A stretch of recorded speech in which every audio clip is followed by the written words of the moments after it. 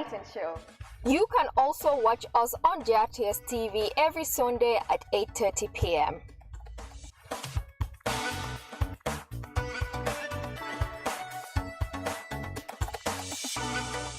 Welcome back live on the Taf Hub. My name is Mariama Kuli and I am here with the main host, Mr. Mustafa Njai.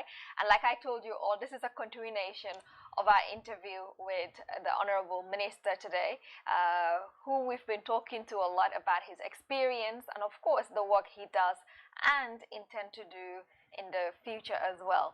And that will bring us to a very important question that you were about to ask, Mr. Njai. Yeah, thank you very much, Mariama, and welcome again to the Taf Hub. We're again very privileged and honored to have the Honorable Minister of Transport, Works and Infrastructure. And in the last episode, he touched on his plans for his tenure. I guess this is for 5 years. Yes. Excellent. And I'll just go over those again. He plans to set up an infrastructure fund, an infrastructure policy, and then a synergized infrastructure development, and then equipment leasing. Now, in doing this, I wanted to ask. I wanted to ask about local content, because as Gambians, like everywhere else in the world, we want to have our own share of the cake.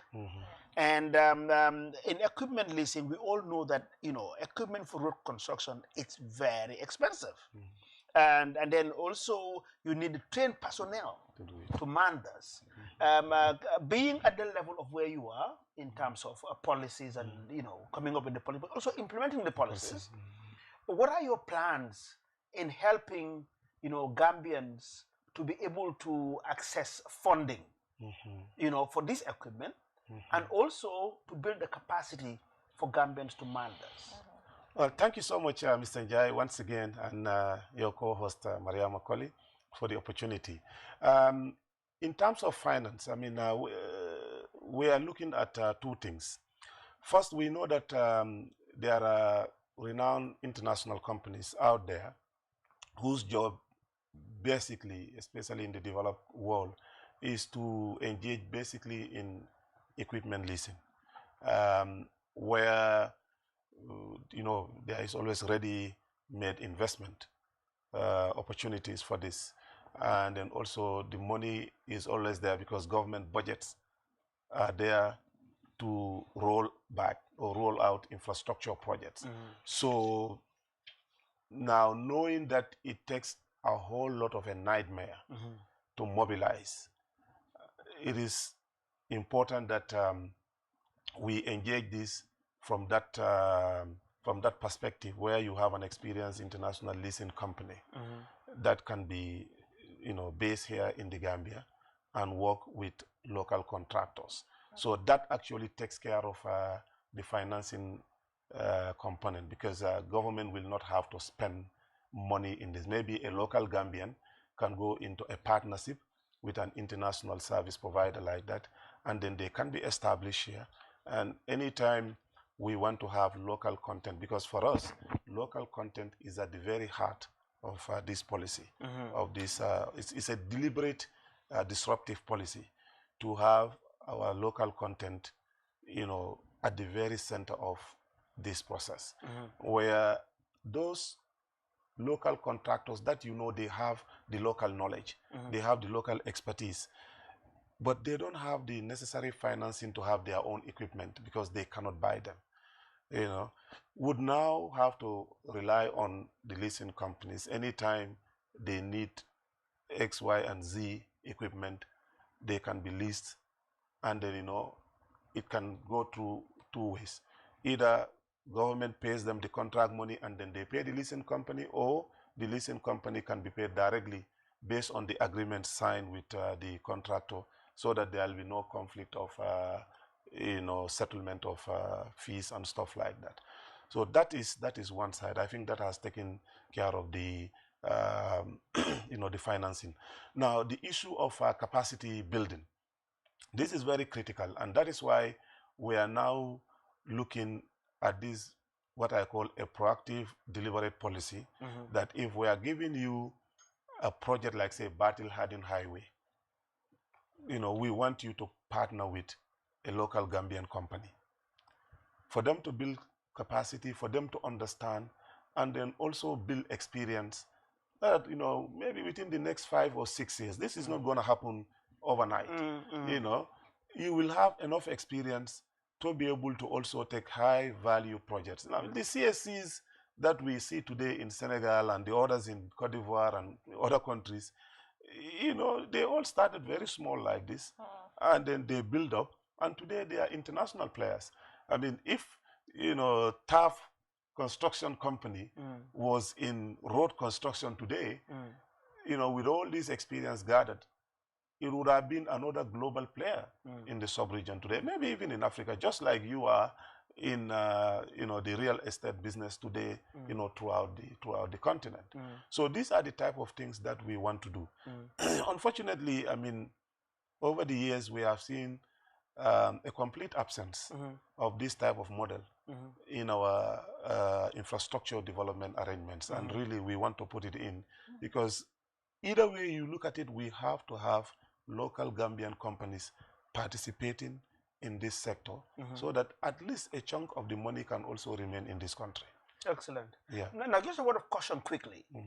One is legislation. Yes. Now, whatever we do, I think it must be legislated. Yes, yes. So that's just a word of caution. That's number one. Number two, let's also flip it. Look at the other side, where again you're a politician now, because you're a political appointee. Yes. And we're just looking at what happens also elsewhere. You know what's happened? Yeah. That politicians also can build their own teams. Yes, yes. This is a danger that also happens. Yes. We only hope that it will not happen here, where because there's local content, you have people, politicians will hide behind some people and build their own teams, rather than get the right, peg in the right hole. So that's just a word of caution. Yeah, I mean, and we must bear this in mind. That is rightly, I mean, so. I mean, however, if you look at the number of local companies that are strong, their shareholders are already known. Some of them are only owned by individuals, but some of them are like joint companies. Some of them are more than 15 years, but they are really still struggling. It is important that those capacities are built. The issue of conflict of interest that you talked about is of course true, and it is likely that it could happen. But I think the legislations and other policies in this country are clear enough that if you are going to do that, you have to declare your interests. And if you are a politician, especially, for example, let me use myself, if I'm a minister, and then I have special interest in a company just because I want to promote local content, I am using that. That, because the country being small, it is likely going to be known. Yeah. And if you care about your reputation and your credibility, I think those are red lines that you don't want to go to. But I also know that we have very strong institutions in this country. And if government is going into those type of arrangements, you will of course want to do it with, a small, sizable, credible companies that have been here for some time and they have experience in this type of thing. You build their capacity first, you look at it, and then you can upscale because you don't want to also overrush things. And then we have had experience over the years where you give contracts to also local contractors and it all becomes a disaster. But that notwithstanding, that should not be a deterrent from not promoting our own people. Excellent. Yes. Exactly. Well, in every market, you're going to have the bad ones and the good ones. Yes. So we try to filter them and try to get the ones that are trying. Yeah. But still, on your goals or your initiatives, keep in mind you have 5 years term expected of you.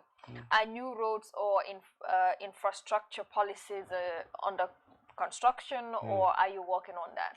Yes, we have already mapped out the urban road network within the Greater Banjul area, which we are validating at the ministry. I think it's 133 kilometers within the Greater Banjul area, in the Fonyis, and also some road kilometers in the Kabadas, which is about, I think, 80 something. We have some in the Kiangs. We have the second trench of the North Bank. Also some roads within the CRR, especially the CRR North, from the crossing point of the Makati, Janjambure N, on the other side of the North Bank, going all the way through to Bangsang area. No, that's Keleng Bustown area. Yeah. We also have some identified roads within the URR also that are already mapped, and plus the 400 kilometers of rural roads, which actually are mapped clearly. What is left for some of them is to do a strong feasibility, and we are working on some of those things. So yes, I mean we are working on other priority projects like the bypass coming from the Denton Bridge, going all the way through Mandinaring and then straight to Mandinaba, and then cross to Siliti border, so that heavy duty vehicles that are coming from the port of Banjul will not have to go through this heavy congested area of the Serakundas and then Brikama and then to the border at Siliti. So we are expecting that with this initiative, you can cut the travel time by more than 1 hour. That alone, because there will be no congestion on that road, and we want to make that a toll system, so that whoever invests in that, you can recuperate your investment through a PPP or a BOT, depending on what arrangements you have with the government. There are other important priority projects that we want to do, which include a dry port in Basse, and also another facility along the Senegambia corridor on the other side near where you have the Senegambia bridge, so that it can serve the both ends of Senegal.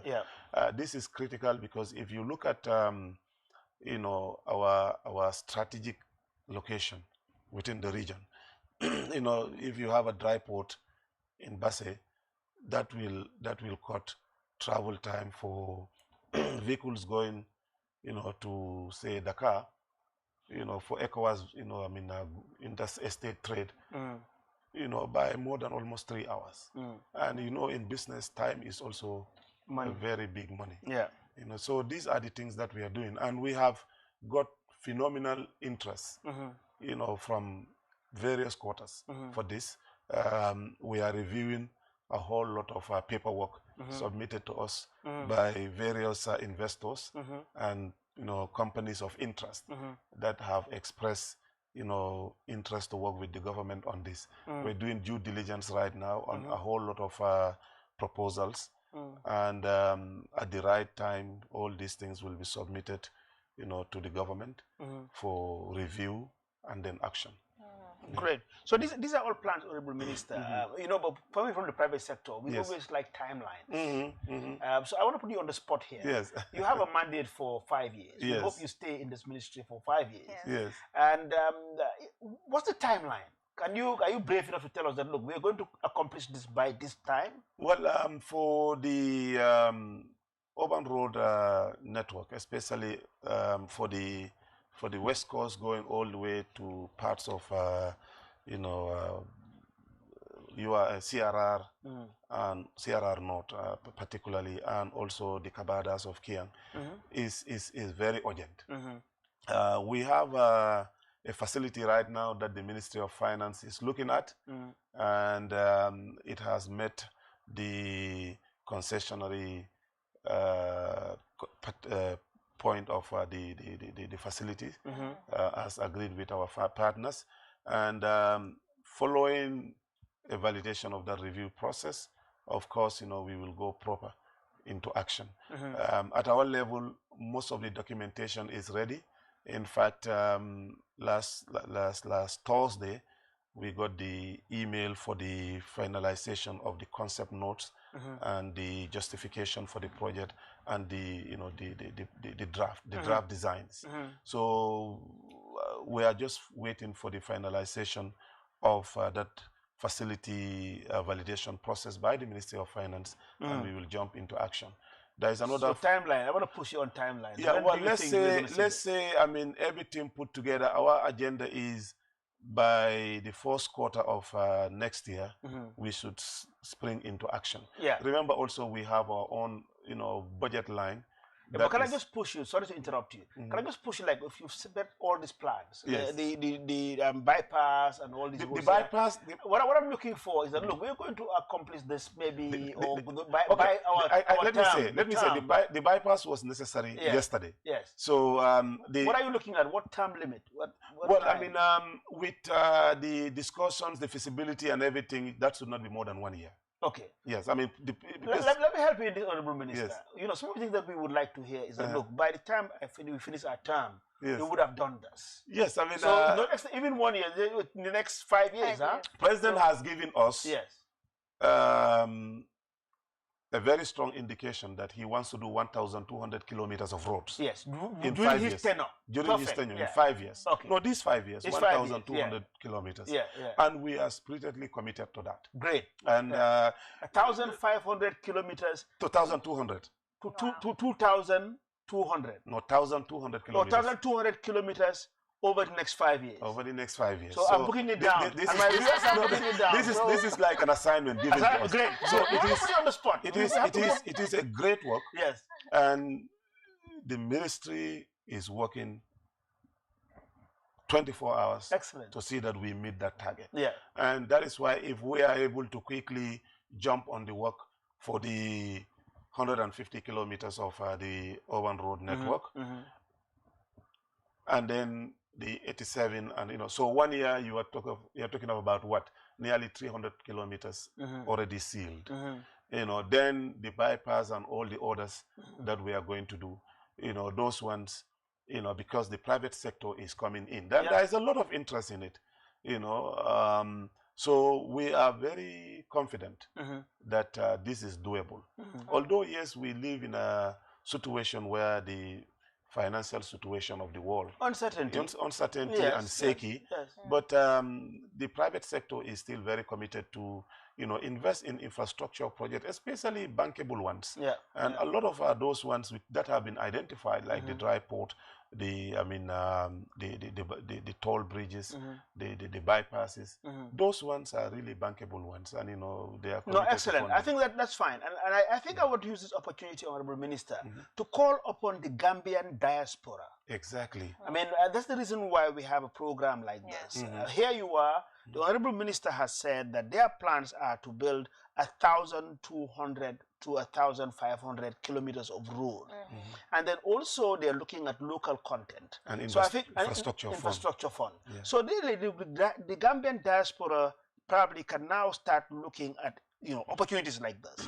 So I would like to call on those who's got interest in the Gambia, coming back home, investing, whatever, to take up the promise that was made by the... to work, because we have some of them with the expertise. If you cannot also work, come down and train our young people who are interested in that area, because we still need the capacity building. Exactly. To keep these projects and even going. This fund already, the people identified, we're given some names already who have experience in this, but we also want to work with the Gambia Migration Project, the one headed by, I think, Professor Fall.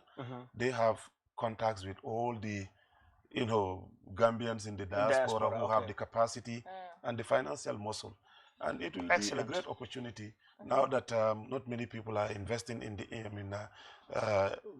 the bonds at the central bank, treasury bills. This is a great opportunity to invest in and then have your returns. Now, Honorable Minister, are you seeking for answers to the traffic jam, which is one of Gambia's most pressing problems at this moment? And so, how are you going to tackle this? Thank you so much. This is part of a key priority for the ministry, where we are currently validating some of our policies and programs to set up a whole lot of new initiatives. One of which is an intelligent traffic you know, I mean, and transport setup.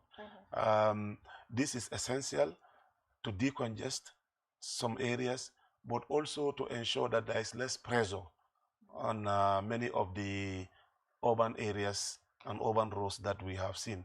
And this will include the ongoing work of the government to widen roads, to provide more roads within the urban centers, but also to work with the Gambia Transport Agency, the GSTC, to bring in you know, affordable urban transport you know, systems, so that people can move within so easily. I heard the municipalities also are thinking of this type of initiative.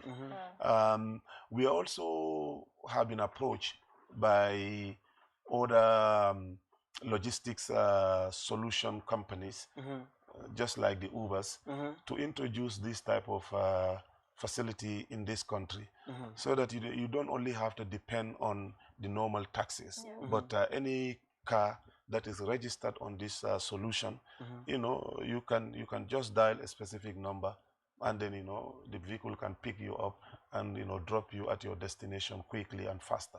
So we are looking at those things, and hopefully, I mean, it will require engagement with transport owners, because they are a key player in this, the transport union, and also, of course, the GRA, the Ministry of Finance, because what I have seen, the model I have seen in other countries is that the road tax that you pay and all other little taxes, that actually is eliminated. So what happens is you are taxed on the turnover of what you make a day, you know, and then these are paid through, you know, fintech services, and that will also require us to work closely with the central bank to have a payment gateway in this country as quickly as possible. So that is a very strong work in progress. Oh, excellent. So I mean, let's now talk about the biggest project you have on road infrastructure within the urban area, which is the airport String Corner highway. Yeah, the Battle Harding. Battle Harding. Yeah, Yes, I guess if your ministry and your government or President Barra's government finishes this one on time, I think it will be a big feather, you know, on his heart and on the government's heart, on the president's heart. The president's heart. Yeah, I mean, yes. And for your information, they have already started, you know, laying the first course. Yeah, I'll come there. Don't take my don't take my lunch out of my mouth. You've seen it this morning. Yeah, I talk about really we are working against time to make sure that at least the first course is laid, so that, you know, there can be ease of traffic, you know, vehicular movement, you know, on that road. Yes, I mean, this is a very critical road for us. This is part of the OIC road projects, and we want to make sure that from the airport all the way to the Senegambia, that is finished on time by December. And the contractor is definitely on time. It will have now 3 overpass bridges. You know, one will be at the Sunchu Johnson, Sunchu and Old Yundum Johnson roundabout. There will be another one at the Brusubi turntable, where they call the Brusubi turntable, and then there will be another one at the pipeline Kairaba Avenue traffic light Johnson, so that, you know, at any given time there will be free flow of traffic without having to wait, you know, to cross one end of the of the road to the other. Yeah, so there is a strong work in progress. Oh, excellent. Yeah, excellent. Well, as I said, this is one thing that, you know, it's in everybody's mind now. Very inconvenient. Yes. But again, I mean, you have to be inconvenient to get the best. Exactly. And I will definitely on this platform speak for the contractor. Because we've seen what they've done here. I think they are the ones who did the Sukuta Jabang Road, and it is there for us to see. Exactly. So to be fair to them also, I think on our program we want to give compliments for those that deserve it. Yeah. So we have hopes that they will do a good job. Yes. And so we hope to have it done, as you said. You said by December again. By December. So by December 2022, they should be at the Senegambia Junction. Should be at the Senegambia Junction, meaning it will be motorable. It will be motorable on 3 lanes one way, and then the other 3 lanes on the other way. Yes. Okay, that's not far. In the next 6 months, we will be driving. And the way they are going, I think, you know, it is possible that they may even do it before the ahead of time. Ahead of time, That'll yes. be great. Yes. But let's now look at when these highways are done, and let's look at also the urban setting around these highways. Yes. Because when we go to Dakar, we see these things. We see some highways that people try to cross. Yes, And what is done in areas like this is at times it is fenced off. Yes. The fence of the areas that's inhabited, and others they also put in pedestrian bridges. Yes. So can I ask you, in trying to save lives and accidents, because you know people, they will cross highways like this, and again, having highways like this, people are going to drive very fast. Yes. So is this being considered? Are these figures we are going to have that is going to protect people from accidents and so on? Yes, we are considering, in fact, as part of the project, to put the guardrails. Yes. In congested, neighborhoods, so that people cannot actually cross over. Now, the issue of the flyovers, the footpaths, over the roads, the pedestrian bridges, this was considered, and the history that we were given was that in the Gambia, this is never. People never use it, and also if you want to do it, you have to use cutting edge one also, where at least persons with disabilities can also use it, which means that you have to have ramps, not only ramps, but also, a kind of an electronic escalator that can be there, and then because with a ramp for a long it may be difficult for anyone to use a wheelchair or a crutch, to go up, and when you are coming down, it may be slippery, and then you can fall. So that will have to be additional cost, but if it's something that is necessary, and really as a country, we need to really look at that, and that will come as additional cost. But this is something that we have been discussing at the steering committee level, which is headed by the vice president, president, but represented by the vice president, and 4 or 5 other cabinet ministers that sit on these projects.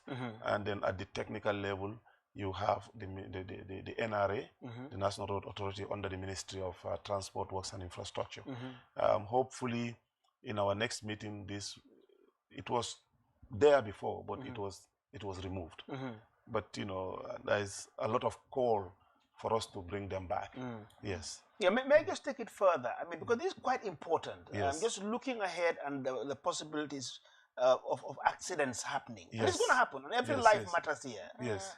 But let me first ask, what's going to happen between the two different directions? Yes. At times you have these big bollards that they put that runs across. Is that what we're going to have? Or is it going to be something like the Sukota Jabang Road? Are you going to have, well, if you know. I know. For the, those are safety measures that we looked at critically. At night, of course, it is important for the drivers to have a clear view for up to a distance. And what we are doing, for example, if you have the roundabout, because we'll have quite a few roundabouts, on this highway. So we have put in place safety measures, what you call the accelerators and decelerators when you are reaching the roundabout, so that you reduce your speed. But I'm just between the two lanes. Yeah, that's what I'm saying. Those are the lightning. That's what I'm coming to. I'm just giving you the safety measures, and then between the two lanes, of course, those ones will also be there, so that clearly, and they will be clearly it's lightning. marked. It's not a structure. No, it's not going to be a structure. If you mean for the 3 lanes on this side? There will be, of course, concrete. I don't know whether it is concrete, but of course there will be a clear line distinction. Yeah, let me give you an example just to help in this. If you are on the autoroute, that's what I'm saying. You have a solid concrete structure. Yeah, that's what we'll have. You'll have that. We'll have that in the middle of the road. Middle. So you cannot clearly just walk across from one end to the other. You have to go up over those concrete structure.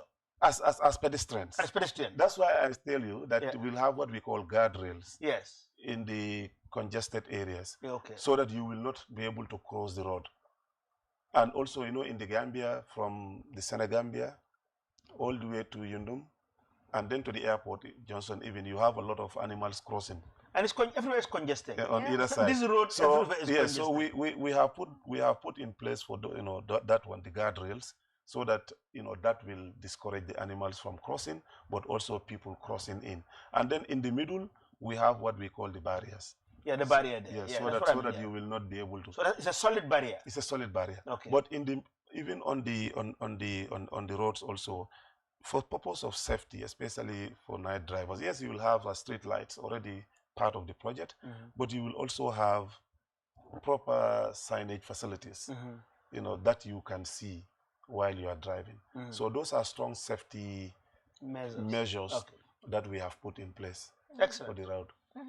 Well, it seems that will bring us to the end of this interesting conversation with the Honorable Minister, Mr. Silla. But we hope that we will have him more often on this platform. You're a communication expert. I mean, you've been in the media for a long time, so you understand why it is key to have people like you on platforms like this, where you can communicate to the masses, let them catch up with the works that you're doing and get to know more on what you are doing as well. It was really an honor having you here, and thank you so much for your time, Mr. Njai. Thank you very much. Again, thank you for coming on this episode again. I think we're gonna have another episode coming up pretty soon. Yeah. So thank you very much, viewers. Don't forget to subscribe on our YouTube channel, which is Mustafa Njai Taf. Thank you.